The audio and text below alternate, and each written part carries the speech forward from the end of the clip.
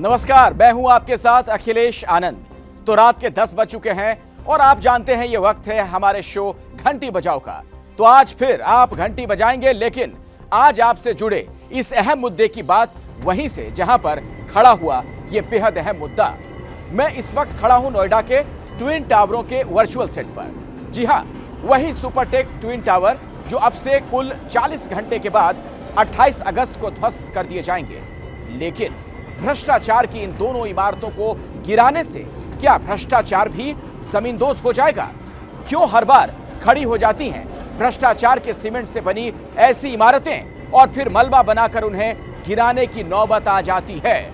तो आज आप देखेंगे ट्विन टावर गिरने की झलक, क्योंकि इन्हें ध्वस्त करने वाली टीम ही 2 साल पहले देश के दूसरे कोने में गिरा चुकी है 3 और इमारतें। और इसी रिपोर्ट के साथ ही आपको घंटी बजानी है भ्रष्टाचार में लिप्त इस सिस्टम के खिलाफ। तो फोन उठाइए और 8422840000 पर मिस्ड कॉल देकर पूछिए, इमारत ढहाने से क्या ढह जाएगा भ्रष्टाचार? नियमों की अनदेखी का खामियाजा जनता क्यों भुगते सरकार?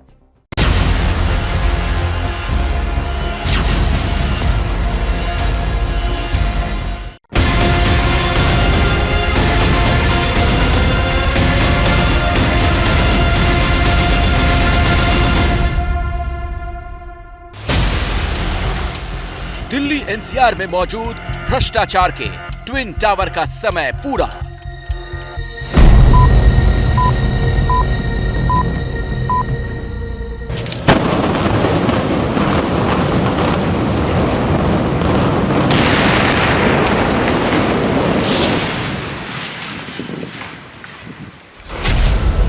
केरल के कोच्चि की तरह ध्वस्त की जाएंगी इमारतें।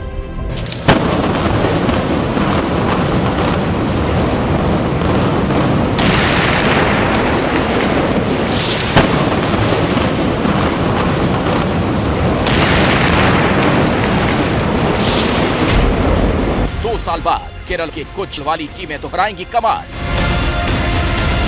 केरल से दिल्ली एनसीआर एडिफिस इंजीनियरिंग और जेट डिमोलिशन के इंजीनियर हैं तैयार।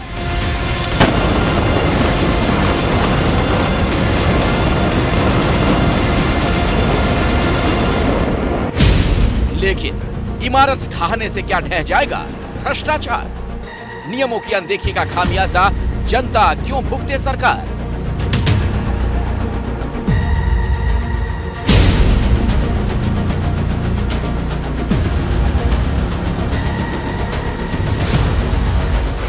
अब ध्वस्तीकरण के बाद प्रदूषण और आसपास वाले परिवारों की आफत, स्वास्थ्य को नुकसान, उसका क्या सरकार?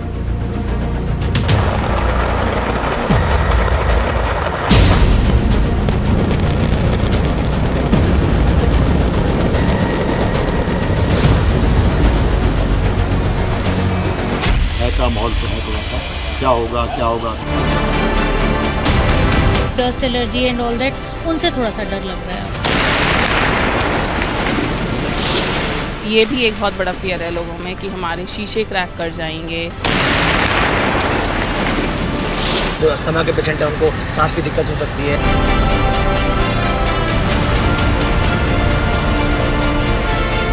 किसे खुश करें आप किसे खफा करें, चलो छुपे गद्दारों को देश से दफा करें। कारी जमी पे कैसे बनी ये ऊंची इमारत, ऐसे सवालों से देश मेरा आज हंसा करे।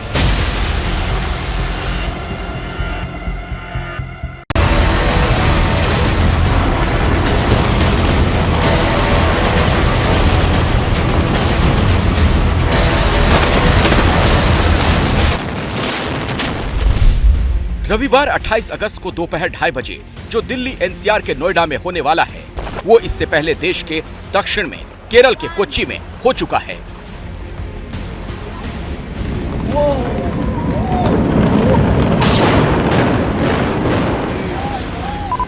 कोच्चि के मराडू इलाके में जनवरी 2020 में 4 अवैध टावरों, जिनके नाम थे Holi faith H20,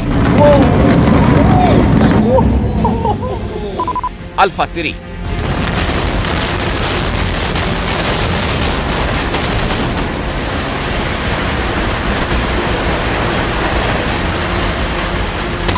Jain coral को,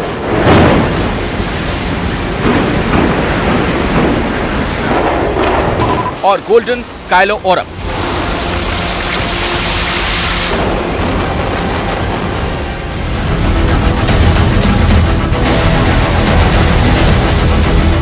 वो जिस तकनीक से एडिफिस इंजीनियरिंग और जेट डिमोलिशन कंपनियों ने ध्वस्त किया था, अब वही टीम गिराएगी नोएडा के भी भ्रष्टाचारी सुपरटेक ट्विन टावरों को।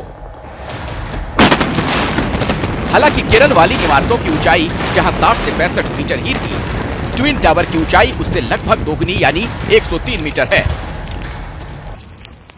कितना अनुभव सर, अगर हम पूछना चाहें कि आपकी कंपनी को क्या आपने ऐसा कभी पहले ऑपरेशन किया जिसमें दो बिल्डिंग इतने करीब में रही हो, इतने पास में रही हो? ऑलरेडी हम लोग ने जब कोची का मराडू में जो जॉब किया था, I think here we are near to the structure by 9 meters and there also almost 12 to 14 meters था. So yeah, we have done, and there we had done 3 towers. So we have lots of experience. लेकिन sir उसकी जो लंबाई, जो कोची की आप बात करें, उसकी लंबाई 60 मीटर के करीब थी, अराउंड 60-65 मीटर, लेकिन यहाँ पर जो टावर की लंबाई है वो 100 मीटर से भी ज़्यादा है, तो दोनों में काफ़ी फ़र्क है। तो इस डिफरेंस को कैसे टैकल करेंगे? Yeah, so on the one side, yeah, the gap is less, but बाकी sides पे we have ample of space. So we have to direct the fall in such a way that जो towers जो है उनको कुछ भी impact ना हो, एंड वो हमारा पूरा इंजीनियरिंग हमने किया हुआ है।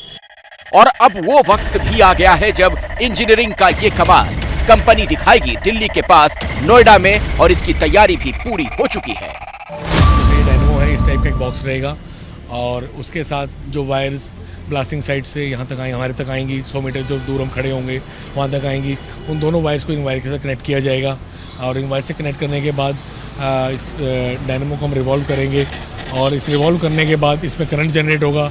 करंट जनरेट होने का सिंबल यहाँ लाइट ब्लिंक करनी शुरू कर देगी, एंड जब करंट जनरेट हो जाएगा तो सिंपली बटन प्रेस कर दिया जाएगा, और बटन प्रेस करने के इमीडिएटली बाद जो 9,562 डेटोनेटर्स जो ईच एंड एवरी होल में लगे हैं वो इग्नाइट हो जाएंगे, एंड आफ्टर विदिन 9 seconds वो सभी डेटोनेटर्स ब्लास्ट कर जाएंगे ऑन द डिलेज जो हमने फिट किए हैं उनके हिसाब से, और उस ब्लास्ट के 2 या 3 मैक्सिमम 4 सेकंड में वो बिल्डिंग पूरी नीचे दर्शाएगी।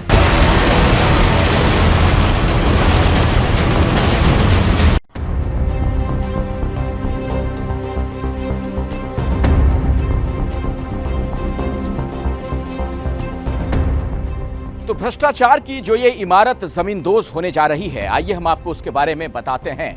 दरअसल ये जो इमारत खड़ी हुई, इसमें लंबा वक्त लगा। सवाल कई हैं, आखिर ये इमारत यूं कैसे खड़ी हो गई? तैयारी पूरी है, और भ्रष्टाचार की जिस इमारत को जमीन पर खड़ा करने में 1825 दिन यानी करीब 5 साल लगे, वो महज 12 सेकंड में मिट्टी में वापस मिला दी जाएगी। सुपरटेक बिल्डर के इन दोनों टावरों के बीच का जो फासला है सिर्फ 16 मीटर है, और यह भी इन्हें गिराने की बड़ी वजहों में से एक है। तो मेरी दाहिनी ओर पर यह एपेक्स टावर है जिसकी 32 मंजिलें बनकर तैयार थीं, और बाईं ओर है सीएन नाम का टावर जिसकी 30 मंजिलें बनकर तैयार थीं। नियमों को ताक पर रखकर सुपरटेक कंपनी ने इन दोनों टावरों को 40 मंजिला बनाने का प्लान किया था, लेकिन अब हाई कोर्ट और फिर सुप्रीम कोर्ट के फैसले के बाद इन दोनों टावरों को गिराया जा रहा है। भ्रष्टाचार के इन दोनों ही टावरों की ऊंचाई 103 मीटर और 97 मीटर है। बेईमानी से सुपरटेक ने इन दोनों टावर्स में 970 फ्लैट बना लिए थे, और 633 फ्लैट की 180 करोड़ रुपए में बुकिंग भी ले ली गई थी। टावरों के बनने में 70 करोड़ रुपए लगे थे, और गिराने में 20 करोड़ रुपए लग रहे हैं। भ्रष्टाचार की इस निशानी को अब 28 अगस्त को मिटा दिया जाएगा, लेकिन आसपास रहने वाले करीब 5000 लोग, उनकी सांसें अटकी हुई हैं। वो अपने फ्लैटों को लेकर डरे हुए हैं, तो दूसरी तरफ उनके स्वास्थ्य पर भी खतरा मंडरा रहा है।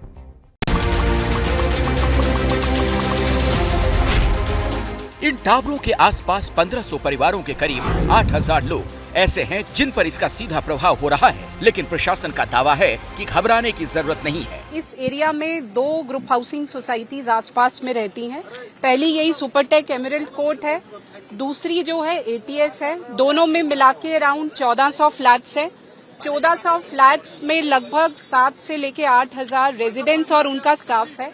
उनको संडे को सुबह 7 बजे तक खाली करा दिया जाएगा, और ब्लास्ट होने के बाद एक बार साइट का विजिट एजेंसीज द्वारा करने के बाद उनको वापस आने के लिए यहाँ पे ग्रीन सिग्नल दे दिया जाएगा।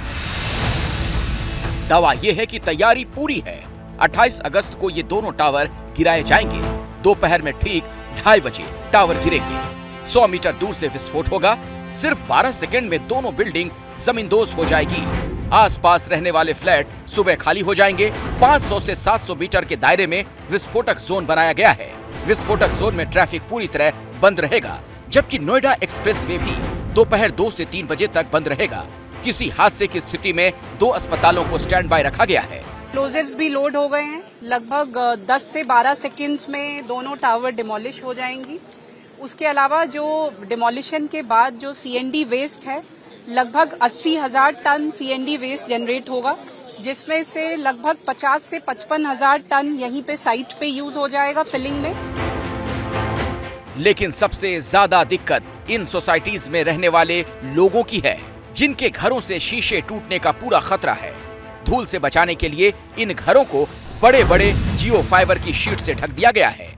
उधर दोनों टावरों के आसपास ऐसे गड्ढे भी बना दिए गए हैं ताकि इनका कुछ मलबा इन गड्ढों में भी गिर जाए। सुरक्षा के बंदोबस्त तो पूरे हैं, लेकिन सुपरटेक एमरल्ड में रहने वाले लोगों के मन में अभी भी थोड़ा डर बना हुआ है। उन्हें डर है कि ट्विन टावर में ब्लास्ट के दौरान नजदीक बनी सोसाइटी में कंपन ज्यादा होने के कारण कहीं भारी नुकसान न उठाना पड़े। तो है ही, पर लेकिन हम समझते हैं ऐसा कुछ होने वाला है नहीं, लेकिन फिर भी एक भय का माहौल तो है थोड़ा सा। क्या होगा क्योंकि फर्स्ट टाइम हो रहा है ये, और इंडिया में तो लगता है इसमें भी टावर कभी गिरा ही नहीं। हम लोगों को कहा गया है 28 तारीख को सुबह 8 बजे तक जरूर खाली कर देना है, क्योंकि लाइट भी शायद कट कर दी जाएगी और गैस कनेक्शन भी आईजीएल ब्लॉक करेगा। तो हम लोग 28 सुबह या 27 शाम को चले जाएंगे। 28 अगस्त को सुबह इन सोसाइटी में रहने वाले परिवारों को घर खाली करने होंगे। अपने वाहन सोसाइटी से निकालने होंगे। नजदीक की पार्श्वनाथ सोसाइटी में लोगों के दिन काटने का इंतजाम किया गया है। हम लोग रेजिडेंट से शेयर कर रहे हैं कि कैसे हमें खाली करना है, और लास्ट में हमारे जो टास्क फोर्स है सिक्योरिटी की, आफ्टर क्लियरेंसेस की सब चीज़ें मतलब एवैक्यूएट हो गए रेजिडेंट्स एंड ऑल सर्विसेज को लिफ्ट्स क्लोज करके, then finally they will give a clearance. अपने घरों में नुकसान की आशंका से लोग डरे हुए हैं, लेकिन एडिफिस इंजीनियरिंग के प्रोजेक्ट मैनेजर मयूर मेहता का कहना है कि नुकसान होने की आशंका न के बराबर है। सिटी के अंदर 4 रिक्टर स्केल के ऊपर कभी भी अर्थक्वेक आया नहीं है, और नॉर्मल आता है 1.5, 2, 2.25, 2.5 तक पहुंचता है। इतना मैसिव कभी तक आज तक मतलब अनुमानित नहीं है, ना आया है। तो वो उसमें जो वाइब्रेशन होती है, ये बिल्डिंग गिरने के समय उसकी 10% वाइब्रेशन भी नहीं होगी। ये CBRI भी अप्रूव करेगा, और हमारी IIT मद्रास से जो टीम आएगी वो भी अप्रूवल देगी इसकी। इतनी विशाल इमारतों के गिरने से कंपन होना तो स्वाभाविक है, लेकिन दूसरी सबसे बड़ी समस्या होगी धूल का गुबार। दुनिया भर में विस्फोटक से गिराई जाने वाली इमारतों से उठने वाले गुबार को देखकर आप समझ सकते हैं कि एक बड़े इलाके में अंधड़ जैसे हालात होंगे। सूरज की रोशनी तक इस गुबार से होकर जमीन नहीं पहुंचेगी। इतने जबरदस्त धूल के गुबार से हवा की क्वालिटी कई दिनों तक खराब रहने के आसार हैं। आसपास के मकानों में रहने वाले लोगों को सांस लेने में तकलीफ भी होगी।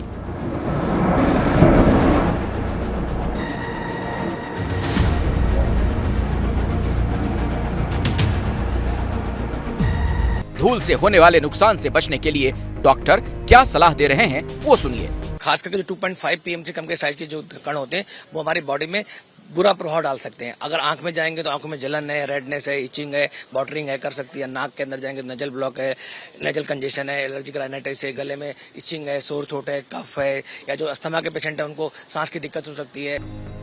एडिफिस इंजीनियरों का दावा है कि धूल का गुबार आधे घंटे के अंदर खत्म हो जाएगा, लेकिन सोसाइटी के लोगों के मन में ये भी डर है कि उनकी खिड़कियों के शीशे और इलेक्ट्रॉनिक सामान को भी नुकसान पहुंच सकता है।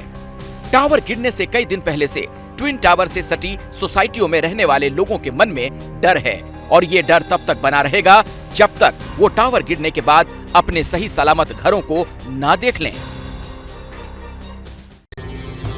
सुपरटेक के ट्विन टावर यानी एपेक्स और सियान टावर के ध्वस्त होते ही धूल का गुबार उठेगा।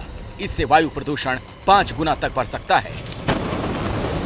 जैसे हमने आपको दिखाया, देश में इससे पहले ऊंची इमारतों को इसी तकनीक के साथ गिराया गया था। केरल के कोच्चि में साल 2020 में उस वक्त भी बिल्डिंग्स गिराए जाने के बाद महीनों लोगों को सेहत संबंधी परेशानियां हुई थी। इसमें सिरदर्द, अस्थमा, अटैक, जुकाम, कफ और एलर्जी के कारण लोग कई सप्ताह तक परेशान रहे। चारों टावर गिरने से 75,000 टन का मलबा निकला था। इसे हटाने के लिए 70 दिनों से अधिक का समय लगा था। टावर ध्वस्तीकरण के बाद वातावरण में वायु प्रदूषण 5 गुना तक बढ़ गया था। इसके कारण आसपास के लोगों का स्वास्थ्य खराब हो रहा था। इस दौरान प्रशासन को स्वास्थ्य शिविर लगाना पड़ा था।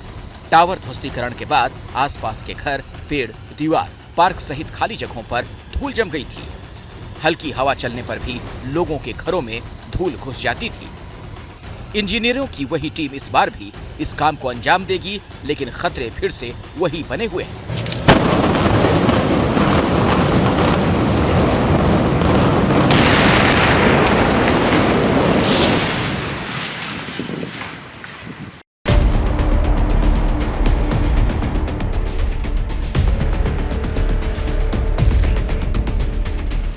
और भ्रष्टाचार, नियमों की अनदेखी, धन बल और बाहुबल के जोर पर खड़े किए गए इन 2 टावरों पर भी अब कानून ने कफन लपेटने का बंदोबस्त कर दिया है। लेकिन रसूखदारों की रकम के जोर पर खड़े किए गए इन टावरों को गिराने की लड़ाई बरसों बरस चली। कई बार पूछा भी गया कि कृपया करके हमें बताइए कितने स्टोरी बनेगी। पहले 11 स्टोरी, फिर 24 स्टोरी और फिर पता नहीं 40-42 का नाम दिया गया था। 34 पे खैर डिमोलिशन ऑर्डर आ गया था। बट यस, कन्वीनियंस जो है हमारी सारी खत्म हो गई थी। जब ग्राहकों को ट्विन टावर के पास बने मकान बेचे गए तो कहा गया कि हवादार, ग्रीन बेल्ट से भरपूर इलाके में मकान खरीदिए। लेकिन कुछ ही दिनों बाद ट्विन टावर की ऊंचाई बढ़ने लगी। इन मकानों में रहने वालों का हाल ये हो गया कि घायल की गति घायल ही जाने। यहाँ पे कोई ऐसा स्ट्रक्चर का कोई प्रपोजल था ही नहीं। और दूसरा, जब ये इतनी ऊंची इमारत खड़ी हो गई, जो मॉन्स्टर जिसको हम लोग नाम देते हैं, आप खुद देख सकते हैं हमारे यहाँ धूप नहीं आती अब। बिल्कुल ना धूप है ना हवा है। कोई हम लोगों को जैसे एक कैद में हम लोग हो गए थे। भ्रष्टाचार के इन टावरों की बुनियाद 2004 में कागजों में रखी गई थी। 2004 में सुपरटेक को नोएडा अथॉरिटी ने ये जमीन दी थी। 2005 में कुल 14 टावरों और एक शॉपिंग कॉम्प्लेक्स के निर्माण को मंजूरी दी गई थी। सुपरटेक लिमिटेड ने नवंबर 2005 में एमरल्ड कोर्ट नाम से एक सोसाइटी का निर्माण शुरू किया। 2009 में सुपरटेक ने नोएडा अथॉरिटी के साथ मिली भगत करके ट्विन टावर का निर्माण शुरू कर दिया। दोनों टावरों का रेजिडेंट वेलफेयर एसोसिएशन ने विरोध करना शुरू किया। 2009 में पूरा मामला कोर्ट पहुंचा। मामले में एक्शन न होने पर सोसाइटी के लोग 2012 में इलाहाबाद हाईकोर्ट पहुंचे। 11 अप्रैल 2014 में हाईकोर्ट ने टावर ध्वस्त करने का आदेश दिया। हाईकोर्ट के फैसले को सुप्रीम कोर्ट में चुनौती दी गई। सुप्रीम कोर्ट में 7 साल चली सुनवाई। 31 अगस्त 2021 को सुप्रीम कोर्ट ने ट्विन टावर ढहाने का आदेश दिया। सरकार की तरफ से भी और न्यायालय की तरफ से भी एक स्ट्रॉन्ग मैसेज है। डेफिनेटली इस गवर्नमेंट में और नोएडा अथॉरिटी द्वारा लगातार ये प्रयास किया जा रहा है कि ट्रांसपेरेंटली और अकाउंटेबिलिटी के साथ काम किया जाए और जो भी इनिशिएटिव्स लिए जाएं, जो काम कराए जाएं, वो लार्जर पब्लिक इंटरेस्ट में कराए जाएं, जिससे सबको बेनिफिट। नोएडा अथॉरिटी और बिल्डर के भ्रष्टाचार पर कानूनी लड़ाई की जीत हुई। दरअसल दोनों ही टावर नेशनल बिल्डिंग कोड के खिलाफ हैं। 2 टावर के बीच न्यूनतम दूरी के नियम का पालन नहीं किया गया। यूपी अपार्टमेंट एक्ट के तहत फ्लैट मालिकों की मंजूरी नहीं ली गई। इन अपार्टमेंट की वजह से दूसरे टावर की हवा, रोशनी और वेंटिलेशन पर असर पड़ रहा है। इन अपार्टमेंट की वजह से सोसाइटी के स्विमिंग पूल, गार्डन और सड़क पर बोझ बढ़ रहा था। लोगों के बसे बसाए घरों के पास जहां ग्रीन बेल्ट बननी थी, वहां ये टावर मुसीबत बनकर खड़े हो गए। अब 28 अगस्त के दिन ये टावर मलबा बनकर जमीन पर पड़े होंगे। और भ्रष्टाचार की ये इमारतें सिर्फ केरल के कोच्चि या दिल्ली एनसीआर के नोएडा में ही खड़ी नहीं हुई। देश भर में ऐसी भ्रष्टाचारी इमारतों की भरमार है। आंकड़ों के मुताबिक इस वक्त देश में सबसे ज्यादा अवैध इमारतें बेंगलुरु में हैं। करीब 2 लाख इमारतें ऐसी हैं। महाराष्ट्र के कल्याण, डोंबिवली में करीब 1,44,000 अवैध इमारतें लोगों की जान को मुसीबत में डाल रही हैं। राजधानी दिल्ली में भी आंकड़ा शर्मसार करने वाला है। यहां 64,321 अवैध इमारतें हैं। दिल्ली के नजदीक चंडीगढ़ में 58,500, जबकि लुधियाना में 57,862, वहीं आगरा में 27,000, नवी मुंबई में 23,000, मैसूर में 20,000, जबकि महाराष्ट्र के अमरावती में भी 20,000, वसई विरार में 9,000, पुणे में 7,342 और रांची में 5,000। और भी कई शहरों में अवैध इमारतें हैं, लेकिन हमने आपको ज्यादा संख्या वाले शहरों का हाल दिखाया। तो भ्रष्टाचार की इन इमारतों में जिस भ्रष्ट सिस्टम की मिलीभगत है, उसे कब जमींदोज किया जाएगा, या फिर से एक गगनचुंबी इमारत खड़ी हो जाएगी और उसके बाद ही सरकार हरकत में आएगी?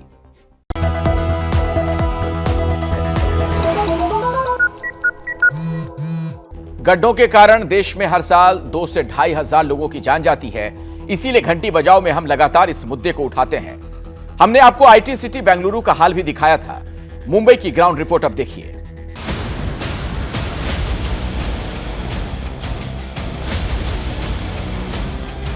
दावे कितने भी क्यों ना कर लिए जाएं, पर जमीनी हकीकत बदलती नहीं। ये उसी मुंबई की सड़क है जहां गड्ढों के कारण लोगों की जान जा रही है।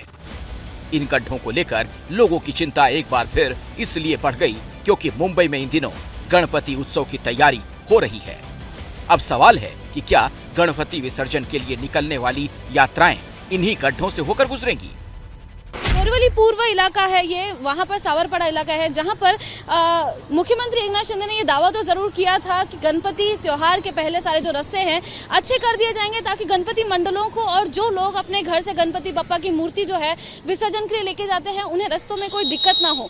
लेकिन सिर्फ 4 दिन बचे हैं गणपति उत्सव के लिए, लेकिन अभी भी जो स्थिति है वैसी की वैसी है। गणेश उत्सव के लिए बीएमसी 2000 से ज्यादा गणपति मंडलों को अनुमति दे चुकी है।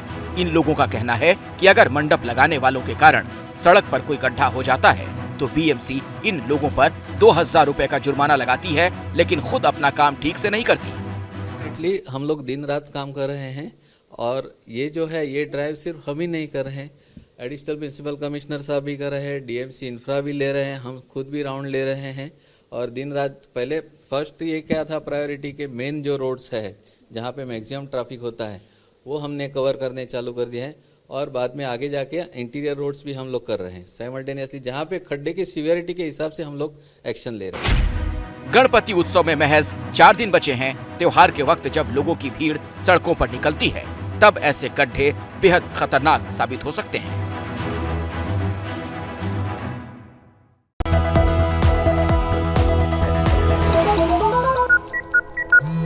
कुछ ही दिनों पहले देश ने आजादी का अमृत महोत्सव मनाया। आजादी के इस अमृत काल में कम से कम ये उम्मीद तो की जानी चाहिए कि सभी को बुनियादी सुविधाएं मिल सकें, लेकिन क्या ऐसा हो पा रहा है? हमारी रिपोर्ट देखिए। पीठ पर बस्ता टांगे छोटे छोटे ये बच्चे निकल रहे हैं अपनी मंजिल की ओर। पहले घर से निकलकर कच्चे रास्ते से होते हुए गांव के तालाब तक पहुंचते हैं, फिर वहां एक नाव पर सवार होकर तालाब के उस पार पहुंचते हैं।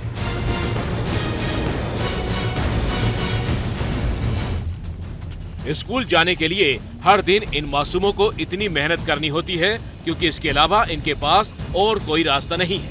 हैरानी की बात यह है कि ये हाल किसी दूर दराज के इलाके का नहीं है। ये जगह देश की आर्थिक राजधानी मुंबई से महज 50 किलोमीटर दूर है। भिवंडी का ये गांव आदिवासी बहुल है। गांव के लोगों का कहना है कि लंबे समय से वो मूलभूत सुविधाओं के लिए तरस रहे हैं। स्कूल जाने के लिए बच्चों को नाव का इस्तेमाल इसलिए करना पड़ रहा है क्योंकि इस गांव में कोई पक्की सड़क नहीं है और बारिश के मौसम में कच्ची सड़कें पूरी तरह पानी में डूब जाती हैं। इस सब के बावजूद स्थानीय प्रशासन गांव वालों की समस्याओं को लेकर पूरी तरह बेपरवाह दिख रहा है। ऐसे में कांता ने खुद गांव के बच्चों को स्कूल तक पहुंचाने की जिम्मेदारी ली। सड़क न होने के कारण कांता को अपनी स्कूल की पढ़ाई बीच में छोड़नी पड़ी। वो नहीं चाहती थी कि गांव के बाकी बच्चों के साथ भी ऐसा ही हो, इसलिए उन्होंने किसी तरह से नाव खरीदी और गांव के बच्चों को रोज स्कूल तक छोड़ने और लाने का काम शुरू कर दिया। कांता इसके लिए किसी से कोई पैसे नहीं लेती है। दो तस्वीरें हैं। तस्वीरें पहली ये कि देश के सर्वोच्च पद पे जो आदिवासी मूल की महिला हैं वो विराजमान हैं, लेकिन दूसरी तरफ हम अगर देखें तो 50 किलोमीटर दूरी पे मुंबई से एक ऐसी तस्वीर देखने को मिलती है आदिवासी बस्ती की, जहां आज भी बच्चों को स्कूल जाने के लिए नाव का सहारा लेना पड़ता है। कैमरामैन जावेद के साथ कृष्णा ठाकुर, एबीपी न्यूज़, मुंबई। घंटी बजाओ में कल रात 10 बजे फिर आपसे मुलाकात होगी। क्या मजबूरी है मेरी, बताइए। मैं अभी आपको बताती हूँ कि मैंने ओए होए होए होए नमकीन के चटकारे लेते हुए टकटकी मार के डिबेट शो को पॉज रिपीट कर करके देख रहे हैं जोगिंदर जी। इनकी तरह आप भी देखें अपनी फेवरेट डिबेट्स को रिपीट कर और डाउनलोड कीजिए एबीपी लाइव ऐप अपने स्मार्ट टीवी पर।